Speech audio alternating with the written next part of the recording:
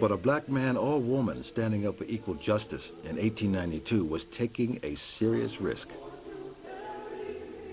On the night of March 9th, when Wells was out of town, her friend Tom Moss and 2 others were jailed for defending themselves against several white men who had attacked Moss's grocery store. Masked vigilantes dragged Moss and his 2 friends from their cells to a deserted railroad yard.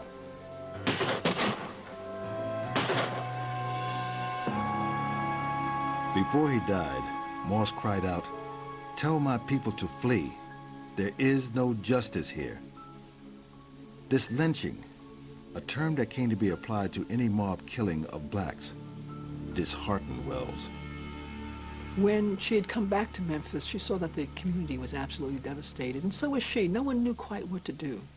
But when she read those words, she said, this is going to be her mission as well. And she begins to tell black Memphians, there is no justice for you here. The system is not working for us. No one is trying to get these killers of our young men. And it is one we should go. And go they did. At least 6,000 black Memphis residents would heed Wells's call to leave.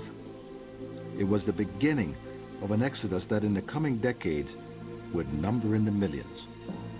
The murder of her friend also opened her eyes to who the true targets of the lynch mob were. When her 3 friends were lynched, she began to realize that even black people, middle-class black people, could be victims of that. And she talks about how until that happened, she had believed that those excesses, what she called excesses against the race, were only directed against those people who had perhaps done something to deserve it. This opened my eyes to what lynching really was.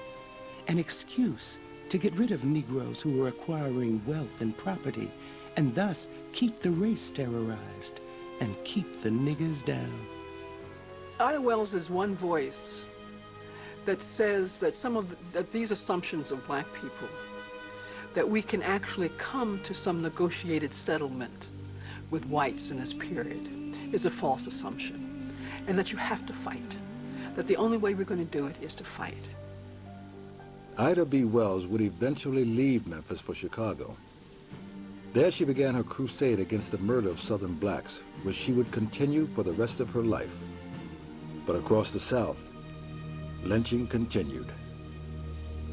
Edward White, Vance McClure, Link Wagner, Robert Williams, George King, Scott Sherman, John Fry, Obed Belzer, William Smith, Falcon Francis, A.L. Smart, Mr. and Mrs. Morris, Patrick Morris, Gilbert Francis, Bird Love, Isaac Pizer, Louis Senegal, Joseph Dizell, Frank James, Louis Munn, Hiram Whiteman, Desano Lozano, Angelo Mongoso. The tragedy today, I think, is a lot of people think they just hung somebody, but a ritualized lynching was a part of the culture of the South with even religious and patriotic connotations. Think about this.